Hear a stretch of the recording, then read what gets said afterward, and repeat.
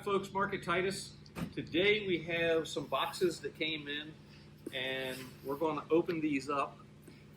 These came from a gentleman who was sent by John Kazi to see us at PRI. He said he was told by John that if he wanted to build a 351 Cleveland, we were the folks to come and see. So he came and talked to us and we talked about a project. And he said right after the first of the year, he'd be sending us some things for us to assess and look at. So today we have them. He sent them to us.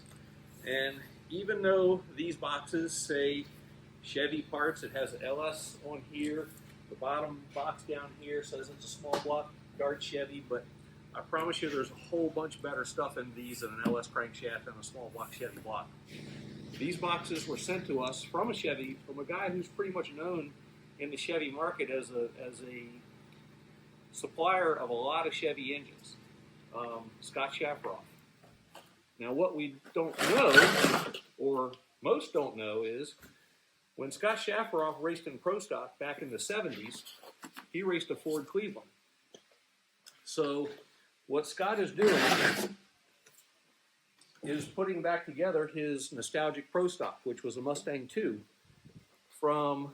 He showed me a picture of it from back in 1975. 1975, I was only 10 years old, but I still like going to watch the Pro Stocks at our local track at Maryland International. But what he sent us are cylinder heads that I believe he told me were prepped by Roush back in the day. And he packed these things up pretty good. So let's see if I can get them out of the box.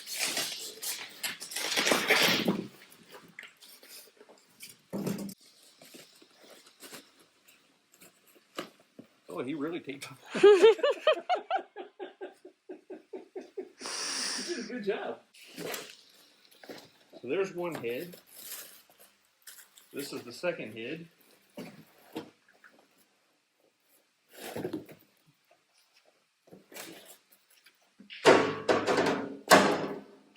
So our plan so far is that he wants to build a little bit smaller cubic inch Cleveland. I think it's going to be around the 380 inch range. We normally build stuff that's a little bit bigger than that, but this is exactly what he wants. He wants something that spins a good amount of RPM, but it's not like it's going to spend 10,000 RPM because he wants to drive the car and not work on the car. And in the bottom box here, we have something that's pretty rare.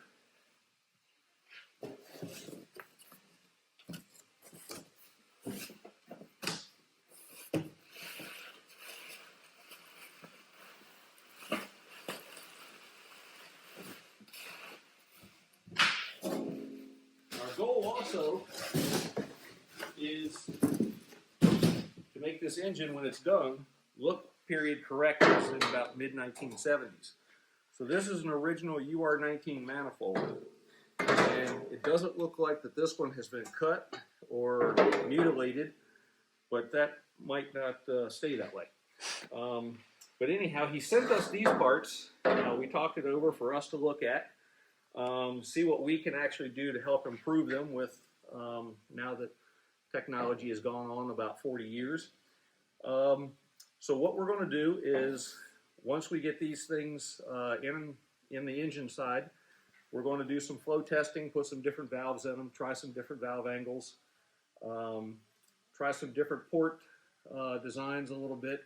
So we're probably going to have to sacrifice a couple set of stock 351 cylinder heads in order to be able to do that, because we don't want to sacrifice these. But there was some interesting things I did note on these that guys did back in the day, and we've done this on some cylinder heads that we have modified pretty extensively for some circle track engines. Well, you'll notice right here in the front of this head, there's a bolt in this head. And you see the bolt just goes down in the water jacket. What that is that is a load bolt. And right here on the side of the chamber, see, I can put my finger up behind the chamber and up behind the valve pocket in here. What that does is, on an engine that has a lot of cylinder pressure, this area right here tends to flex. And as it flexes up, the head gasket becomes unsealed. So what they did is they put a load bolt in here to push down on this to help hold this down. And if you also notice, inside of here, you'll see plugs in the deck of the cylinder head. And these are an area that we've had some problems with on some circle track engines, which we had to end up doing the same identical thing, which what you do is you plug this all the way through the water jacket to the deck so that this is actually pushing on the top of or the bottom of the port through the water. So that keeps this part of the cylinder head from flexing. And we had that issue even with circle track engines, which didn't make nearly as much power as what these did, is this part of the head would flex and we'd lose a head gasket. And it was so minute that when we did that, it would only happen, it would raise the water pressure in the water jacket, which we monitored, which you wouldn't see it on an engine dyno with an open to atmosphere radiator or a cooling system. We had to actually build a pressurized cooling system on our dyno, and it would take about 20 pulls in order to see the pressure start to go up and up and up and creep, which naturally in a dirt track engine or a circle track engine, you're continually putting lap after lap after lap on like a drag race engine. So just something I thought was pretty neat that I saw that we've done, and really this is the first set of Cleveland heads outside of my shop that I've seen this done.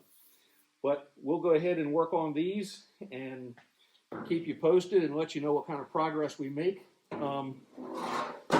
This car, I do believe Scott told me the car is certed for 850s, so he can't go faster than 850s, which is not going to be really hard with this engine and a Pro Stock weight car. This should not be hard at all to go 850s. He said, maybe he can sneak it down to an 830 without getting thrown out of the track, but we'll see how that goes. But part of the deal we made with him for using our block and us doing things and doing some of this work was we got to go to the track and help him and just be involved in this project as he goes to the track. So we're pretty excited to do that as well. But we'll keep you informed. Take care. Have a nice day.